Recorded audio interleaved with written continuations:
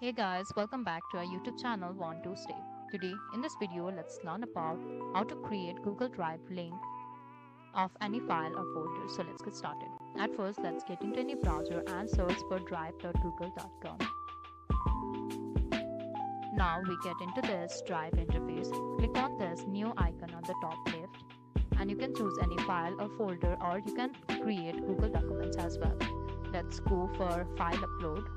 Choose any file you would like to create the link. Simply click on open.